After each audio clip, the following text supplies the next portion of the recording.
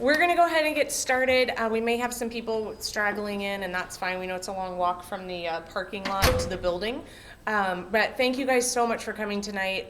This, I think, is one of the most important lectures that we do because, you know, we're here because our kids need help learning to read, write, and spell, absolutely. And we have a staff full of experts that are helping them learn how to do that.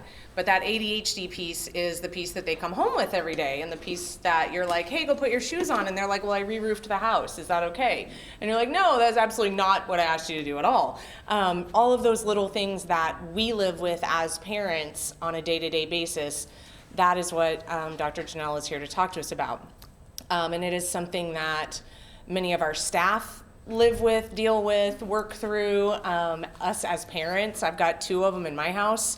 One of them we're just trying to figure out, like, hey, is it time for him to have medication? Is that what he needs right now? And so all of those questions are constant for all of us. So know that this is one of those topics that is personal to probably most of our staff, as well as a lot of our parents. We know that dyslexia and ADHD go hand in hand, and they are often cohabitating in those little brilliant minds.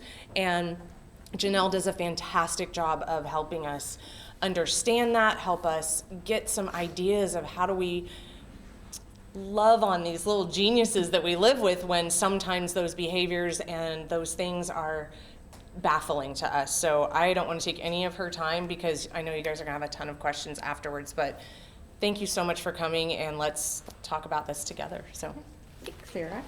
Yes, thank you all for coming. I really appreciate it. So let's start. I know on your PowerPoint it says video presentation, but you can scratch that. On Sarah's it doesn't because I fixed it on there, but I already had printed those handouts. But I was trying to get a simulation of ADHD to kind of just help you see how the brain works on the inside. But if you Google it, you will come up with a few of them. And it wasn't being able to get it to connect for whatever reason. But if you're interested in just kind of seeing some different simulations of the ADHD brain, I would recommend you Google that, and you can have lots of resources for that. Okay? So we're going to talk about types of ADHD first. There are three main types of ADHD. One is considered predominantly inattentive type, and that's the one where children or adults are very distracted, often losing things, forgetful, can't make up their mind, poor organization of materials, constantly late turning their assignments in, missing papers, missing supplies. So that's the ADHD type. Now, lots of people refer to ADD. That is the old diagnosis, okay? So it's now called ADHD predominantly inattentive type. Okay. So the second one is ADHD predominantly hyperactive impulsive type. And these are the kiddos that are typically running around the room, or as they're older could be very fidgety, blurting out answers, not waiting their turn, very, very impulsive in their decision making, not thinking things through, lots of those kinds of things, or rushing through their work, not checking for mistakes. And then we have ADHD combined presentation, okay, which means they have elements of both of those. Now I want you to think about, you know, when we talk about a continuum of ADHD, you know, we have forms of that like mild, moderate, severe, okay? So you can have mild symptoms and still meet the diagnosis, or moderate or severe of those. Okay, this is called cognitive disengagement syndrome, and it is not a formal diagnosis in the DSM-5, okay? However, there has been lots of research on this particular subtype, I'm going to call it, of ADHD. And the research has shown that about 40% of children with ADHD exhibit some of these same symptoms, okay? And they're both usually lumped together because they're attention disorders per se, but this one has not formally been put into the DSM-5. Okay, so we can't really say it's an ADHD diagnosis, but Some people will say, you know, they have cognitive disengagement syndrome. It looks like they have that. Okay, and you can have both, or we're finding out that you can have just cognitive disengagement syndrome. Okay, now let's look kind of at what the differences are of these. So if we look at lack of focus, okay, so for ADHD, these kiddos have trouble sustaining attention on the task, okay? So they may be able to get started, they just can't sustain their attention. Whereas with CDS, okay, they really can't even become attentive to begin with, okay? So there's so much, they're being lost in their thought, they're confused, they're foggy, there is a whole lot of zoning out. And then poor task completion, these people have trouble starting and following through on tasks, okay? The CDS kiddos take longer to complete these activities. And when you kind of look at them, they're kind of slower all around and kind of their movement and just the way they approach things, okay? Just think of it as more, like it says, cognitive syndrome, more of their cognitive tempo is slowed. And then comorbid complications for ADHD, there's a risk for anxiety, depression, emotional regulation, dysregulation, and then over here, we have an elevated risk for depression, anxiety, more things like peer withdrawal or daytime sleepiness. Now, you can Google cognitive disengagement syndrome, and you will find research that has been ongoing. Dr. Russell Barkley, who you'll see his name on a lot of my stuff because he's like a guru in ADHD, and I've got the blessing of hearing him speak, and he's amazing. He's the one who has done so much research on this new, what I would call attention disorder, and I'm certain when the DSM-5 is revised to DSM-6, this will probably be in there as another attention disorder. Okay, let's look just a little bit more at some ADHD symptoms. Again, we kind of talked about some of these. I just want to give you a few more. The thing I want you to know about hyperactivity and impulsivity, so when they're younger, these are the kiddos that, you know, will run out into the street without looking, you know, climbing all the time, all of that. As they get older, that becomes more fidgeting, okay? And I've had several teenagers in my office that really cannot sit still at all, okay? But they're not up running around, they're just in constant motion while they're sitting. Okay, so that is a big component of that hyperactivity impulsivity symptom. Okay, so let's talk about the mental disabilities that contribute to these symptoms. So when we're talking about ADHD in terms of the mental stuff, we're talking about attention, okay, and then the ability to resist distraction, okay.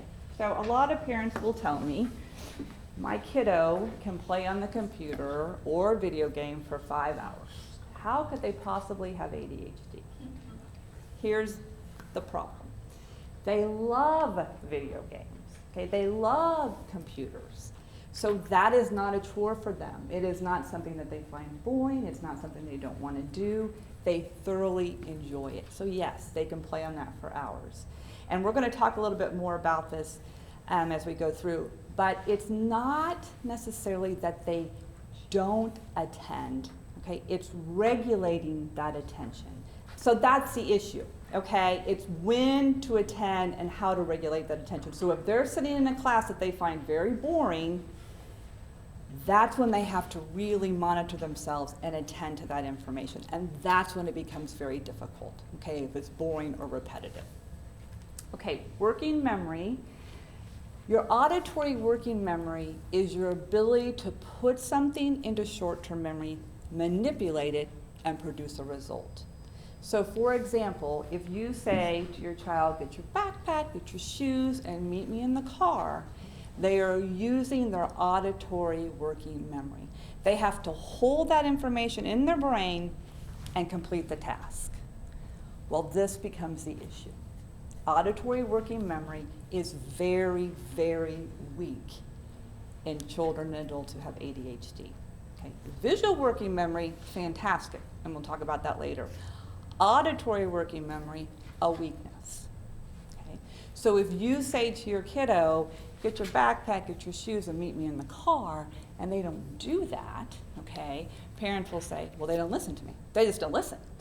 And I said, it's not that they're choosing not to listen. It's not a defiance necessarily. It is while you're talking to them, they're thinking about everything else except what you're talking about them. Exactly. So you can tell them, and you'll say, I tell them 500 times, they're just not listening. They're just not listening. So we're going to talk about some strategies for the auditory working memory later, but I want you to know it is a significant weakness, and I see it over and over and over again, okay? Okay, inhibition is your ability basically to inhibit your responses or behavior. So they want things now, okay? They don't care about the future. They don't care about after school. They want it now. They live in the moment, okay? They don't want to plan out future stuff. They don't want to work for something later. They want immediate rewards and gratification, okay? And then planning and problem solving, it's very difficult for them to plan and problem solve. So these are skills that we have to teach them. Okay, we have to come up with a plan that helps them learn if they have a project or a task, steps to problem solve and plan that out. So let's talk about other things that ADHD interferes with. So to act impulsively, we have that. They're blind to time, okay? These children do not recognize time. When you say 15 minutes, they don't know what that means, okay? Or you say, well, 5 minutes before we have to go, well, then they say, can I have 5 more minutes? Can I have 5 more minutes? Can I have 5 more minutes? Okay, so there's not this recognition of time, or we've got to get ready in a certain amount of time. Okay, self-restraint. This is being able to, again, control their actions, control their behaviors, delay gratification, okay? And then they have very difficult time with putting other people's interests and desires ahead of their own, okay? They think it's all about them, okay? So they don't have the ability to really think about how their talking or interrupting may be affecting someone else in the classroom, or how while mom and dad are talking to little Johnny over here and I want their attention too, that I don't wait my turn, okay? I want to go and get my attention right now. Okay, so there's not the delay of that for them. Okay, motivation, especially when tasks are boring, okay, or lengthy. It takes a lot of time, okay? So you have to think about their brains typically are very quick moving, okay? So things that, like if you say, okay, we're gonna do 45 problems, okay? They're gonna go, oh my gosh, I can't do that. Probably throw a pencil or cry or both, okay? Because their brains can't take all that on at one time, okay? So anything that's boring, tedious, or lengthy will cause them to have a meltdown or refuse not to do it or be non-compliant. Okay? So we're going to look at some strategies to kind of help with that. And then regulation of emotions. Oh, let me go back to self-motivation for a minute. Okay, so people who are ADHD do not have intrinsic motivation, okay? So people who don't have ADHD can say, I want to listen to my mom and dad because I know they'll say that I'm doing a good job and I'll, blah, blah, blah. It's intrinsic. They do it because they want to and they know it's the right thing to do. I'm going to be good because I know I'm supposed to be good, or I'm going to complete my assignment because I know my teacher wants me to, okay? But children and adults who have ADHD, they don't have that intrinsic motivation, okay? They don't have that same concept. So we have to give them extrinsic motivation, okay? Which means rewards, okay? And a reward can just be, good job, Johnny, I like the way you're playing with your sister, okay? Or it could be, let's set a goal, and if you, for 3 days this week, achieve this goal, that equals a bigger prize. Okay, so there's different ways to do that intrinsic motivation, but we have to give it to them because they don't have it in them themselves. In fact, there have been parents who have paid their adolescents to take their medication for ADHD, okay? Because what do teens love? Money. Okay, and so then self-regulation. This is when these kiddos have difficulty, let's say someone in the classroom, hits them or accidentally steps on them. They do not have the ability generally to just take a moment and think about what they're going to do. They react impulsively, okay? So they might hit them back or call them the dummy or something like that, okay? In the same way with siblings at home. So that regulation of emotions is very hard for them. And again, it's something we have to teach them, okay? And as you can see, 7%, okay, teens and children who have ADHD fall the bottom 7% in these areas of executive functioning, okay? And executive functioning deficits or weaknesses, which is a lot of this, goes hand in hand with ADHD. So if you have ADHD, you automatically have executive functioning deficits, okay? They're like this, they're intertwined. Okay, so more information about ADHD. It's a neurodevelopmental disorder, okay? And that's because it happens in the neurodevelopmental ages, okay? So younger than, we have changed the age range. It used to be you had to be exhibiting symptoms of ADHD before the age of 7. Now we've changed it to 12, okay? That was in the DSM-5, it came out 12, okay? So because what they found is, particularly in girls are typically very quiet, okay? They're not as rambunctious as boys, and so a lot of them can sit in the back of the room, okay, and look like they're attending and paying attention, but their mind is a million miles away, okay? And a lot of times, teachers or parents aren't really discovering that until later, okay? So the 12-year age is kind of, and thankfully they did that because it gives some more leeway, okay, for us to say, they didn't exactly show it at 6 or 7, but now we're definitely seeing it 9 and 10, that kind of thing. Okay, so 80% of children and adults likely to have a secondary psychiatric or learning disorder. Okay, it's very comorbid, ADHD is. It's very comorbid with learning disabilities, including dyslexia, okay? But it's also comorbid with depression, anxiety, Tourette's, okay? There's lots of autism, a whole lot of other diagnoses. And 50% of children and adults are likely to have 2 or more of those disorders, okay? So lots of times when we see ADHD, it's not the sole diagnosis. It may be, but generally it's not. Okay? And it's highly, highly genetic. So again, I talked a little bit about that it's dimensional, okay? So I want you to know that this is a disorder that is not in people's control, right? You're born with it, okay? It's the way your brain is made. So it's not something that kids or adults set out to do. It's just the way their brain is wired, okay? And in terms of other students and how it relates to them, again, it's a matter of degree. Okay, so it means that they can't attend as well as someone who doesn't have ADHD. Okay, it doesn't necessarily mean they can't attend at all, or they can't attend as well as someone else unless they have some accommodations and some other things helping them out with that.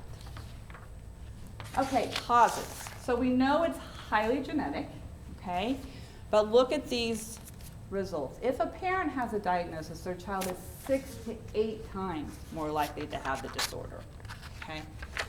And if a child has a biological sibling that has ADHD, they're 3 to 5 more times likely to have it, okay? And so, and the twins will have it in 75 to 90% of the cases. So it's extremely genetic.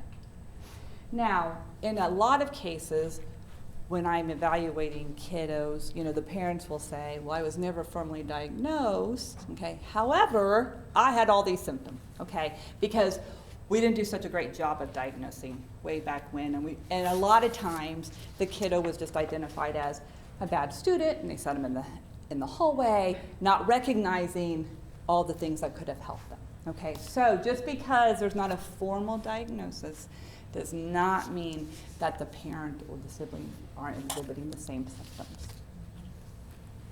Okay, so this is the other thing that's very, very important for you to know. If you look here, 5 to 6 brain regions, okay, are linked to this disorder. 5 to 6, okay? And one of those is the prefrontal cortex, okay? And the prefrontal cortex is where the executive functioning lies, okay? So our working memory, our planning, okay, our organizational skills, all of those things reside in the prefrontal cortex. And our prefrontal cortex is not fully developed until we are 25 years old. Okay, so it's the last part of the brain to fully develop. The other thing is, we know that there is gray matter volume that is smaller in those brains, okay, and also that they are smaller, these areas, than the normal kiddos for their age. Okay, the brain is actually smaller in those areas. They have done MRIs on kiddos that have ADHD, and you can clearly see it. Okay, so if MRIs were not so expensive, or if they ever become less expensive, we could just send someone to get an MRI and say, yes, they have ADHD, or no, they don't. Okay, we would see it. But until then, we have to evaluate for it. Okay, and then we know they're also 2 to 3 years delayed, okay, with their peers. So a lot of times parents will say, you know, 9-year-old Susie only wants to play with 6-year-old little kids. Well, that's because 9-year-old Susie is really a 6-year-old, okay? The other thing you need to think about is when your 16-year-old child that has ADHD is driving, they're really 13 years old. Okay, here's some other causes. Fetal alcohol syndrome, exposure, infections, toxins, postnatal damage, prematurity, and birth weight. We know that fetal alcohol exposure is very, very common in also being a factor in ADHD. I've seen it quite a few times over my years. So, and also lead poisoning. Okay, I've tested some little kiddos that were exposed to high levels of lead, and because of that developed ADHD. Okay, so it wasn't that they had it, but the lead toxin caused that.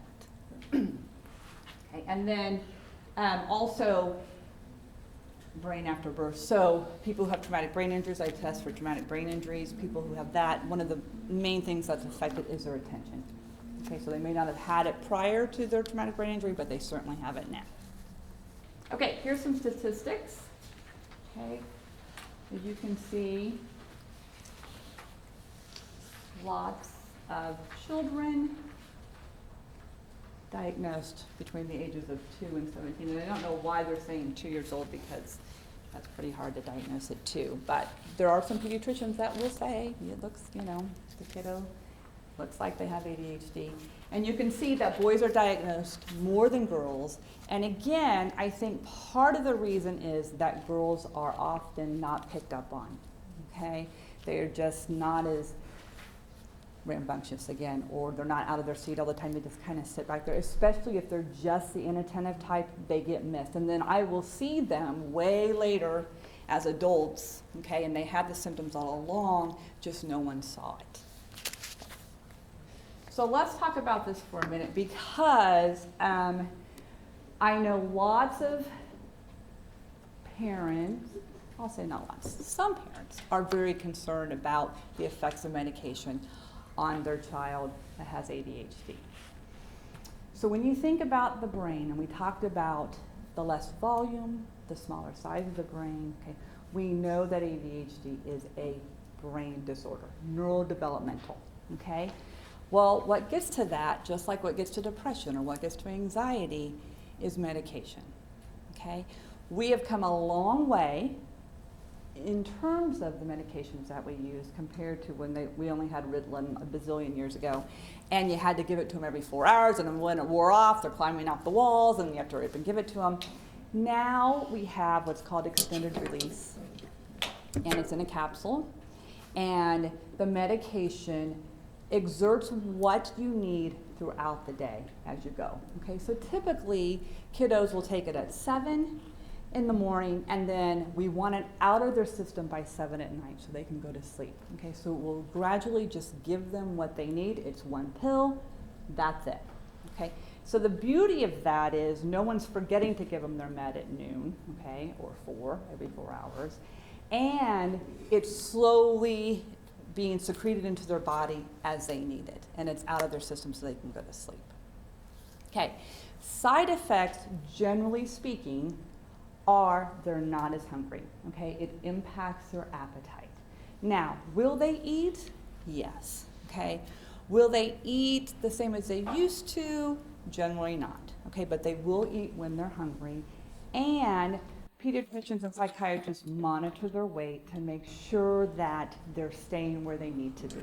Okay, so it's important that we make sure they are. Parents will say to me, it changed their whole mood and they were acting totally different. That is not what the medication is supposed to do. Okay, it should not change their mood. They should not act like a different human being to you. The only things you should be seeing from them is they're more calm, they're more focused, they can get their work done better. Okay, it's not curing it, there is no cure, but it's helping with those symptoms. Okay, so if you ever see, and I tell all my parents that I talk about meds with, a symptom that is not like your child, whatever it is, okay, if it's anything besides them not being very hungry, okay, you need to call your doctor immediately and tell them, okay, and they will tell you and stop the medication, okay, because it's not the right one. Now, this doesn't happen on a regular basis, but it can happen, okay, and so that should not ever be happening. We don't ever want that for them. The other thing is now we have what's called gene site testing. And gene site testing is they take a sample and they send it to the lab, and it comes back and it says, these are the medications that are going to work well with this person's genetic makeup, okay? And it lists them. And so if they have that, the doctors have that, they don't mess around trying to figure out which one's going to work. They go right to the ones that we know are going to work with that person's genetic makeup. Okay? And medication is also a day-to-day management. So what that means is if you forget to give the medication, okay, you're going to see it. You're going to notice. Okay? It doesn't build up in the system like anti-anxiety or antidepressants. It's in the system and out the same day. I tell parents it's like if your child had diabetes. Okay? You would be giving them insulin every single day. It's the same kind of thing. Now, lots of parents will choose to take what we call medication holidays, okay? So like in the summer, some parents choose not to give their kids the medication because they don't have to be so focused at school. Or on the weekends, they may choose not to give them that, okay? If a parent's going to do that, I recommend they talk to the doctor about it. I mean, I know there are several parents that do that, and it just, you know, it just depends on what you and the doctor decide is best for your child for that, okay? But just know it's in the system and out the same day. It doesn't stay there. Okay, so let's talk about some strengths of ADHD because there are lots of them, okay? So, extremely creative.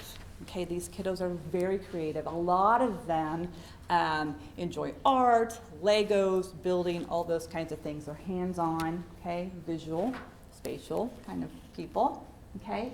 They can think outside the box, okay? They're good multitaskers, they're energetic, okay? They're good at math and reading unless they have a comorbid learning disability, okay? Because it will impact them in those areas. But if they don't, if they just have ADHD, then they're usually average or above average cognitive functioning, and their achievement goes the same way. Okay, so a lot of people will think that if a child or an adult has ADHD, that cognitively they're lower, and that is not the case. Okay, it's not true at all. Okay, most people who have ADHD function at average cognitively or above. Okay, up to superior and very superior range. Okay, so. Okay. So attention dysregulation It's not what they cannot attend to, again, it's again what they choose to pay attention to, okay? Again, we talked about they can attend to things that you enjoy for a long period of time. The difficulty comes when they have to pay attention to things that are boring or uninteresting to them. Okay, so let's talk about some of the symptoms and how they fluctuate across settings and time of day. So one thing that is very important about children and adults who have ADHD, they have good days and they have not so good days. And here's what I mean by that. There are days when they really can attend, they can get their work done, they're like on fire, okay? And then there are other days when that is not the case, okay? They're sluggish, they're inattentive, they don't want to do their work, they're bored, you know, it's just not happening. So I tell parents and teachers, when they're having a good day, okay, when you can see they're having a good day, you want to give them stuff on those days, okay? You want to give them work, you want to say, let's do some chores today, let's do those things. On the days when you can see they're not really performing at a better level, then you want to lessen, okay, what you want them to do, okay? And here's some situations where we can look at. So, when it's fun, they're good, right? Okay? When it's immediate consequences, they're good, okay? Johnny, I love the way you were playing with your sister. Here's an M&M, okay? Delayed consequences, not so good, okay? They're better with frequent feedback, okay? I like the way you're playing with your sister. I like the way you completed your homework. I like the way you're sitting down in class, okay? That is frequent feedback, and they need it. Remember, the intrinsic motivation is not there, okay? So they're getting that motivation from the people who are around them. And if they're not getting it from the people who are around them, then they're not getting it, okay? Because they can't give it to themselves. Okay. Salience means that they're connected to something at the moment, so like if they're involved in it, okay? If they're not, okay, if it's something with Sister Sue over here and they're out of the mix, well, they might have some problems with that, okay? They might need some coaching about it's not your time right now, it's Sister Susie's time. Gaming apps, we know they love. Technology, we know they love. Supervised time, okay? We want to supervise them as much as we can and give them feedback. They are better earlier in the day, okay? So what happens with the attention working memory as the day goes through is it gets less and less and less, okay? So while they're at school, away from all of you wonderful parents, okay, they're using that attention working memory to try to get everything they can out of what they're learning. So by the time they come home, they're spent. Their brains are done, okay? They are not going to be very willing to attend or focus or do homework when they come home from school at that moment, okay? They have spent all of those residual working memory things on school, okay? So we don't want to have them come home and say, okay, let's sit down and do your homework, let's go. That will probably not turn out very well, okay? Let's give them a break. Let's let them do something fun, okay? Maybe they play a video game for 15 minutes, maybe they watch TV for 15 minutes, whatever it is. We want to give them time to reset their working memory, okay? Let them go outside. One of the best ways to reset their working memory is exercise, even if it's just going outside to play for a while. And then we can approach the homework, okay? Or a chore, or something, setting the table, or something that you want them to do. But you have to think about the resources that they have, and it's limited, okay? Their working memory, we know, is poor. So when they're trying to use it all day, it's done, okay? It's spent.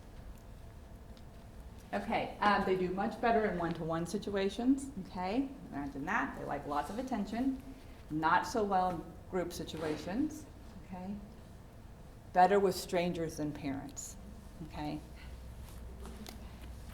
Better with dads instead of moms, okay? Better in the clinic exam room than in the waiting room. Why? Because it's more structured, okay? Anything more structured, they do better with. Okay, then we have behavior control.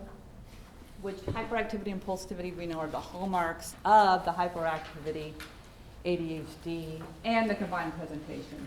Okay, so they, again, lack the ability to control their behaviors without outside reinforcement.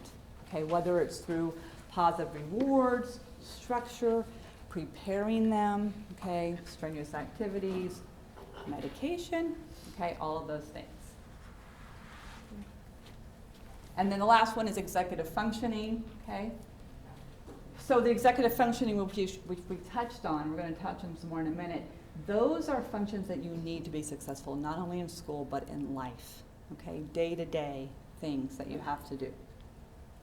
Okay, so you can't have executive functioning without ADHD. There's actually a diagnosis for executive functioning that's not related to ADHD at all. Okay, so they can attend well, but the executive functioning part of their brain is where they have difficulties. Okay, so require structure. We talked about that a little bit. Require a positive reward system. We talked about faulty working memory. Processing multi-steps, okay? So again, it goes back to the working memory. If you say, Susie, get your backpack and your shoes and meet me in the car, they may get one of those or they may get 0 of those, okay?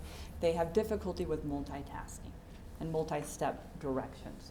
So what I would say is slow it down. Give them one task, let them complete it, then give them another task, and then give them another task. And as they get older, they'll be able to do from 1 to 2 steps, okay? And then maybe as they get older to 3 steps, okay? Or they may not be able to. It depends where they are on that. And I'm reiterating they're 3 years behind their peers, okay? So that's very, very important to remember when you are working with your children. And that they become very overloaded and overwhelmed. Okay. So these are some of the weaknesses in the executive functioning. We've kind of talked about a few of them.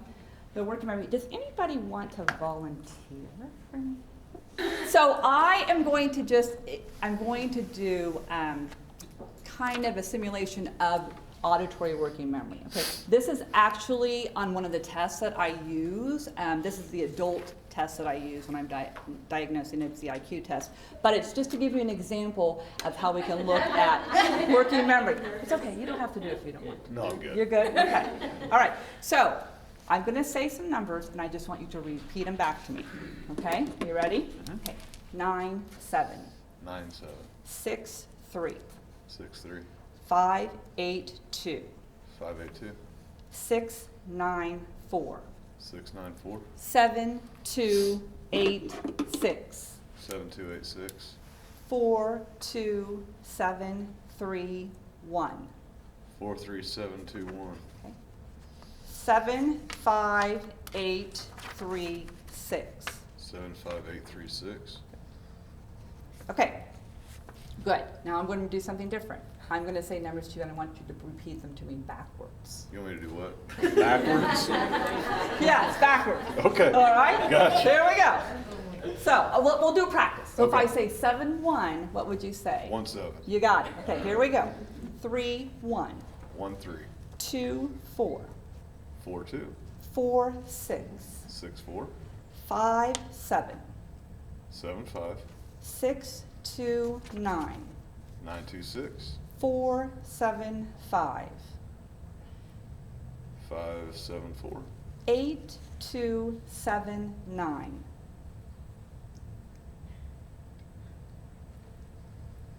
No. You're like, I can't do it. No, I said it forward, but I confused myself. That's okay. Okay, and then one more, okay? Now I'm going to say some numbers to you. When I stop, I want you to tell them to me in counting order. So how they would come lowest to highest. Okay, we're going to Okay. practice again. So if I said 2, 3, 1, what would you say? 1, 2, 3. Perfect. Okay, here we go. 1, 2. 1, 2. 4, 2. 2, 4. 3, 1, 6. 1, 3, 6. 0, 9, 4. 0, 4, 9. 8, 7, 9, 2. 2, 7, 8, 9. 4, 8, 7, 1. 1, 4, 7, 8. 2, 6, 9, 1, 7. 1, 2, 7, 9. I missed one. You did. You did great. Okay, so that's just kind of an example. Thank you so much. Oh, you for bet. coming up with all your- Yeah, thank you. Okay, so that same, what we call digit span, auditory working memory exercise I did with him, that's what I do with the children too. Okay, that's just one of them. There are other ones. But that's to kind of give you an idea of the holding that information in the brain and then trying to produce it, okay, or do something with it. In this case, he had to remember the numbers, okay, and then tell them back to me. Okay, so it's the same way if you ask them to do something, your kiddo, they have to remember what you said to them to do. So metacognition is the process of thinking about one's own thinking and learning, okay?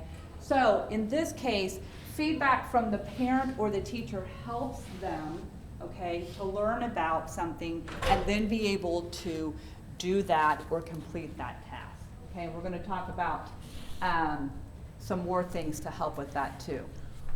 Okay, so let's talk about some things that we can do.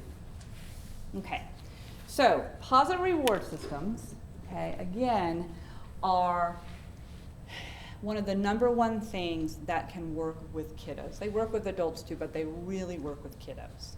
Okay, now here's the thing about the positive reward system. It can't be so big, okay? So I tell parents, pick 1 or 2 goals that you want to work on, okay? And let's develop a system around that. So let's say, who can give me a goal for a kiddo that they have? Sitting still at the dinner table. Perfect, okay, so that's the goal. Sitting still at the dinner table, okay? So we're going to decide how many times in the week do you want him to sit still at the dinner table. Now remember, he is not going to do it probably 5, 6, or 7. So pick a number way lower than that. Where would you start? 2 is good, okay. So you're gonna say, little Johnny, here's our goal. Sitting still at the dinner table, okay, and you're going to graph it, okay, make a little chart. I have lots of handouts I'll give you later, and you can kind of see what we're talking about. But sitting still at the dinner table, okay.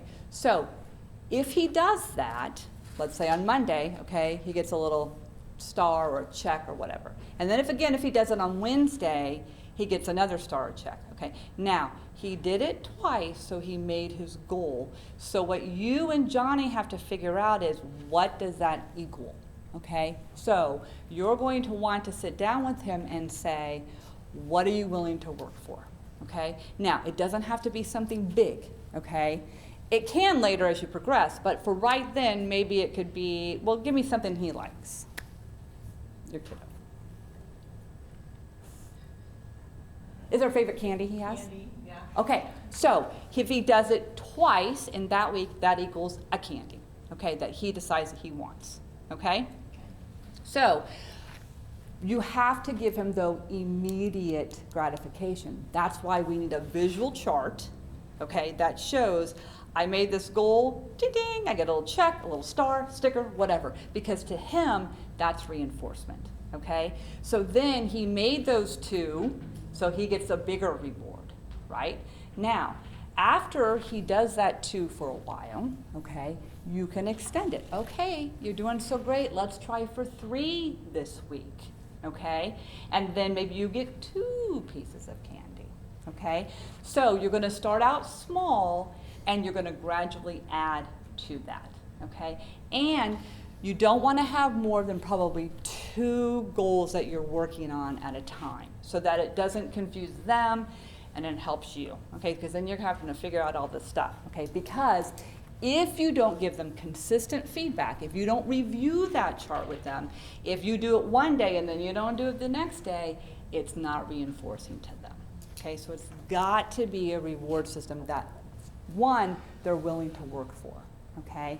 And so I often tell parents, sit down with your kid, generate a list of the things that they are willing to work for. 10 minutes of video time, okay? A special little toy that they like, a fidget, okay? They love fidgets. So a piece of candy, whatever it is, okay? As they get older, you might have to change those rewards because they no longer are reinforcing to them. So you have to kind of go with the age, okay? okay? But it's crucial that you do a positive reward system with them, okay? Especially when we're talking about behaviors like that, okay? The physical movement kinds of, you can do it with the other, turn in your work, those kinds of things too.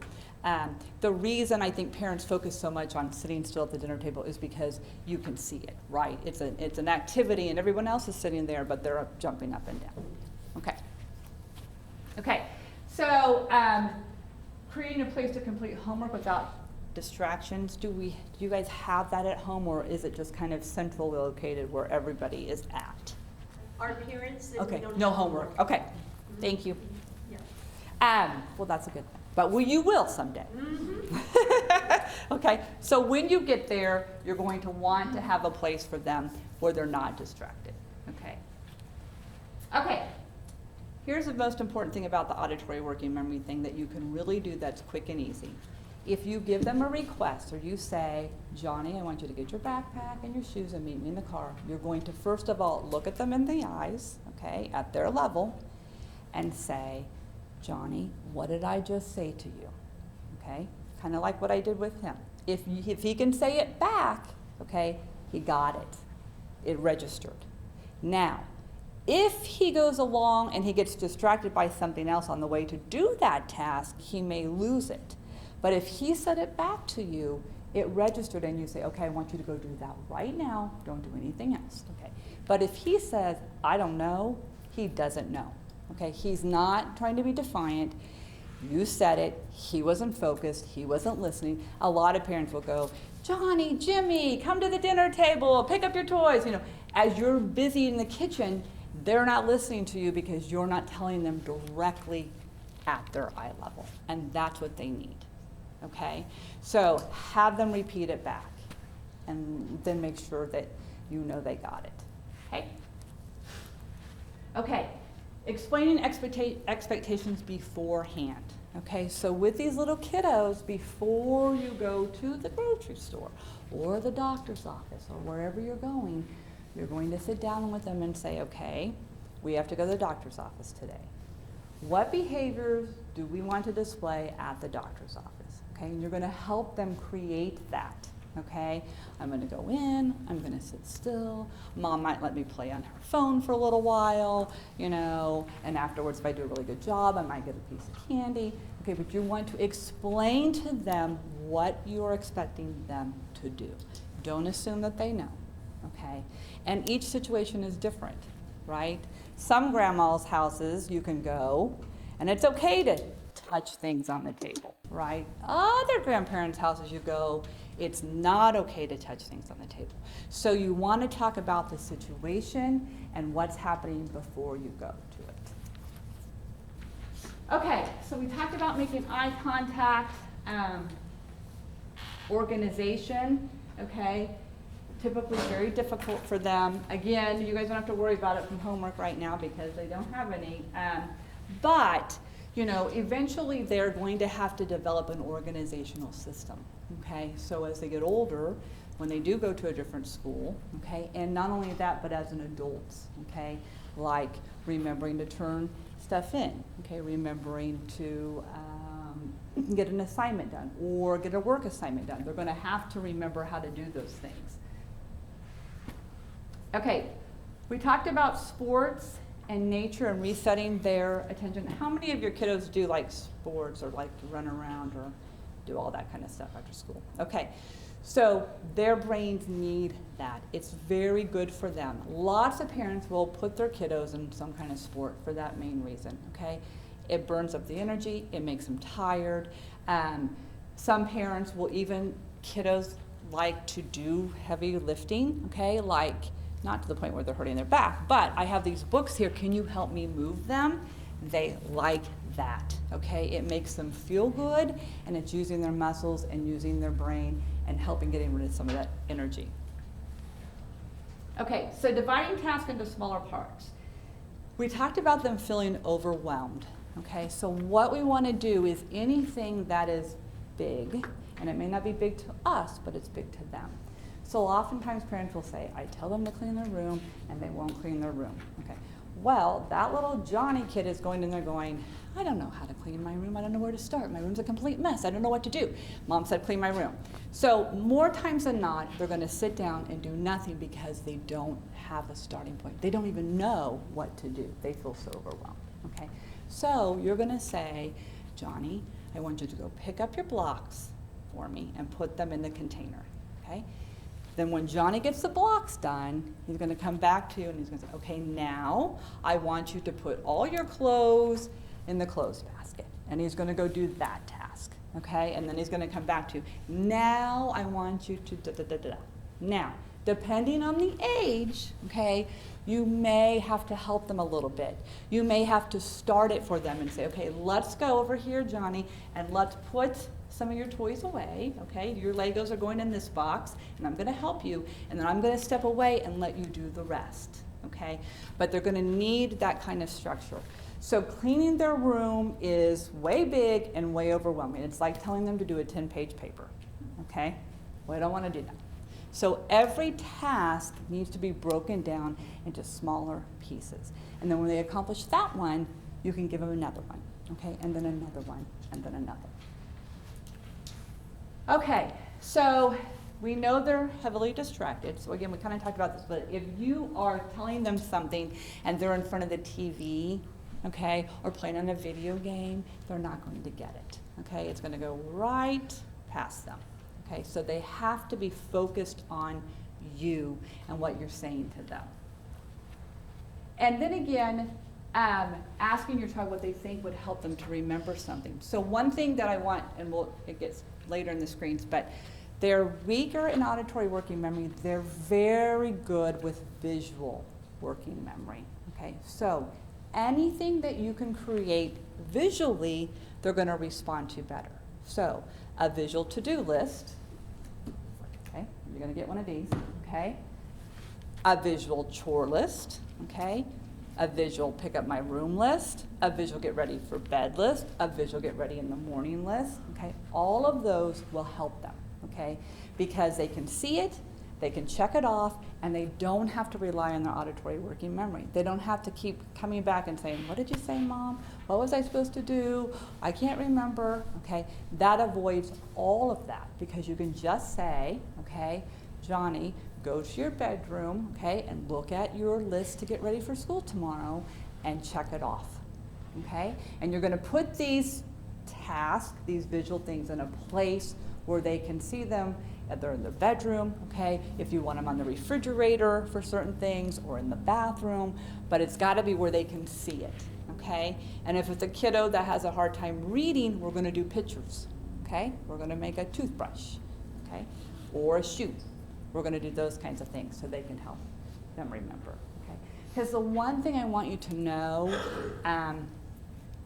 is that kiddos who have ADHD, they struggle a lot with self-esteem, usually, because it feels to them that people are constantly on them, okay? Either the parents on them, the teachers are on them, the kids are on them, okay? So we have some kids that are very, very, very low self-esteem.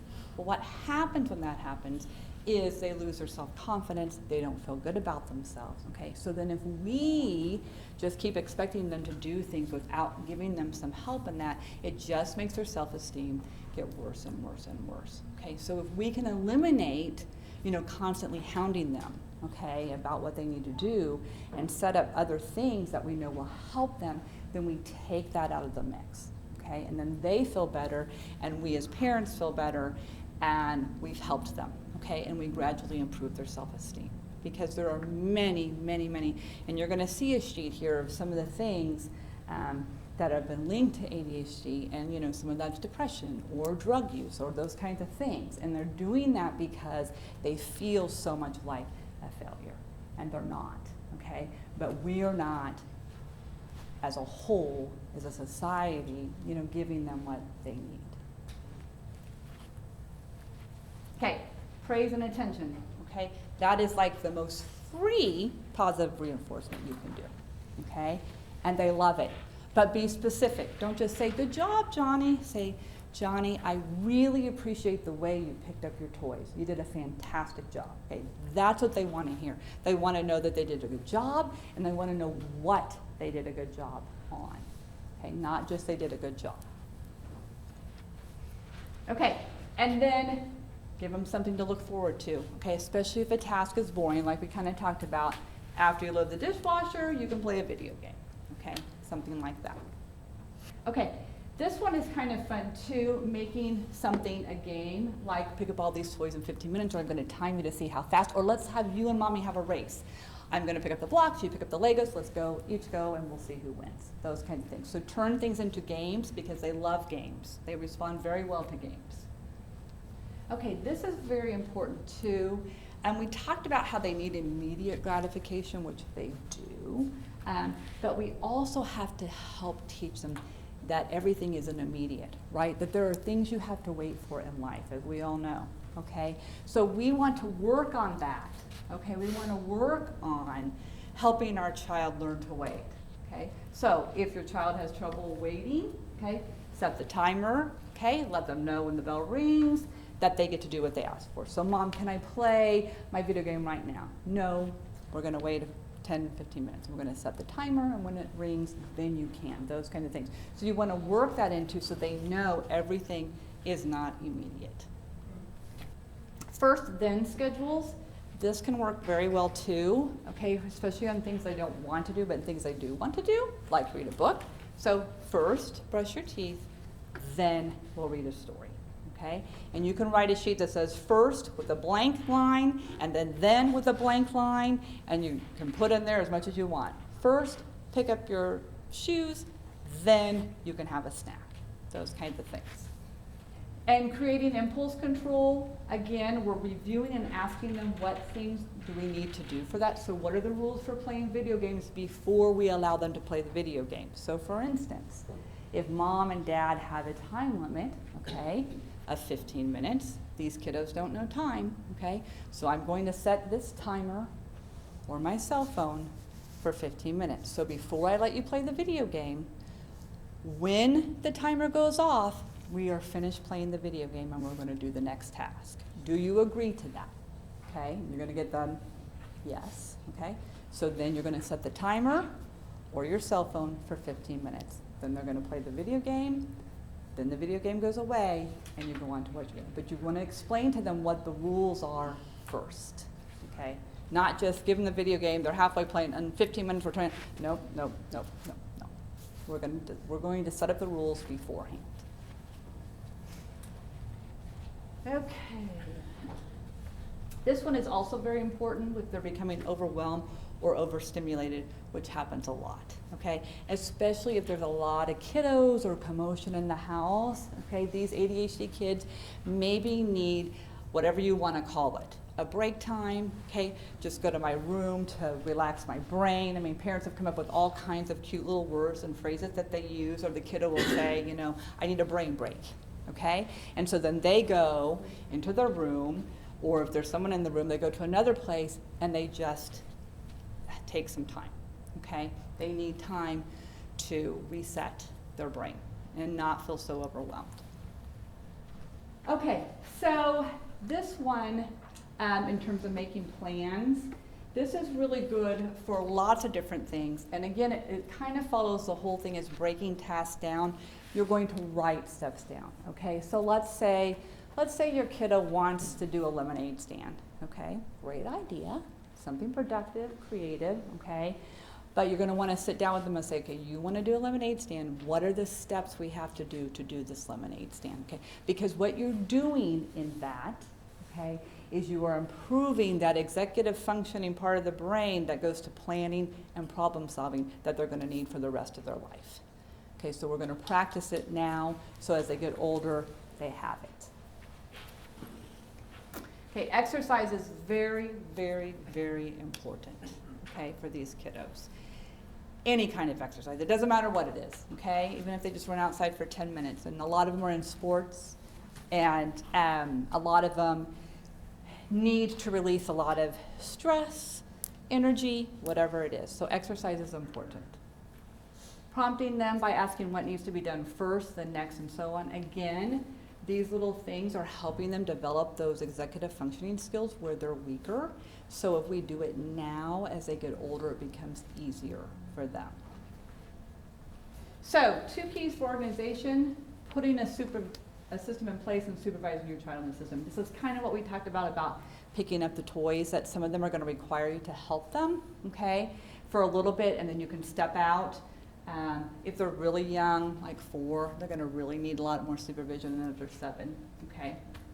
They like structure, okay? Structure is important to them. Structure makes them feel good. It makes them feel safe. So a lot of times these kiddos want, the same bedtime, the same dinner time, the same, my video game time, whatever it is. So when changes happen, which we know they do, okay, we're going to prepare them for that change. We're going to give them time to adjust to that change, okay? So mommy isn't going to pick you up after school today, okay, but grandma is, okay? We want to let them know that so they can be prepared for that change in their structure, okay? And it just helps them feel more secure. Now, sometimes those can't be helped, right? Something last minute, some emergency, but as much as we can, we want to prepare them and structure their time, and if there's changes, we want to prepare them for that. Calendars and schedules, okay? This is very, very helpful for them, okay, and for us as families, okay, members, is a lot of times families will have a big master calendar, okay, and then they'll also have a smaller calendar. Now, your kiddos are younger, okay, some of you may have older ones, and so what happens is, again, it goes back to the working memory and trying to remember things. So the calendar helps them know what's coming and what is due and what they have coming up. So if they have a play coming up, we're going to put it on the calendar, right? If they're going to Susie's house tomorrow, we're going to put it on the calendar. So it helps them plan and working on the planning exercise. And then when they grow up, they're going to need to put stuff. Most of my ADHD adults or parents use their phone, okay? They don't always have a hand calendar, but some do much better with that. There are some ADHD people that want to have the old-fashioned calendar. They like it. It makes them feel secure. Okay, they write in it, they open it, they carry it with them. Okay, other people just use a phone, okay, and put stuff in their phone or reminders or whatever. But you're going to need a calendar system, and those kiddos are going to need a calendar system. Okay, offering choices when you can.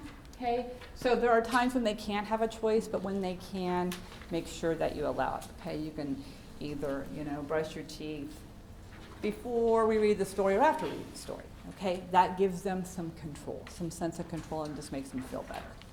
So we talked about breaking tasks down. One of the reasons for that is these kiddos know that they don't remember things well auditorily, okay? So it makes them feel panicked and overwhelmed if someone's telling them a whole bunch of stuff and they don't know what to do with that, okay? So we're gonna wanna slow that down. We're gonna wanna write it down as much as we can so we help eliminate some of their feelings of anxiety and panic.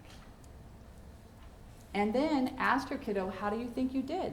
So like Johnny sitting at the dinner table. How do you think you did today, Johnny, sitting at the dinner table? And let him tell you yes or no how he did. Some kiddos may need to see a counselor for ADHD, okay? These kiddos generally are ones that are having lots of problems either at home and school with their behaviors, okay? And so they just need someone who can help manage them more, give them some other ideas to help, or the parents. It's really a lot of working with the parents to say, this is some things we're going to try to help you manage these behaviors that are seeming to be out of control.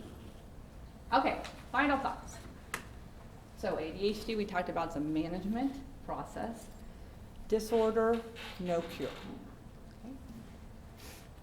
They can be managed with medication and or behavioral supports, okay? Most of the time, the combination of medication and behavioral supports works the best. Depends on the kiddo, depends on the case, but generally speaking, okay, that works the best. They're energetic, they're lively, it's a gift, okay? And then those who have the gift of ADHD with management and development of skills will be successful, productive individuals, okay? So there are many, many, many, as we know, ADHD people in this world, and they're successful, right? There's lots of great things about them. They're doing well, their jobs, And a lot of them have had to figure out and compensate as they go. Like I, just a few weeks ago evaluated an adult, 48-year-old adult who was certain that she had ADHD, okay, had been struggling for a very, very long time. So sometimes, and some other friends said to her, it sounds like you may have ADHD, those kind of things. So we can go a long time without recognizing some of these things. But the earlier we know and the earlier we implement some of these things we've talked about, the better it is for the kiddo.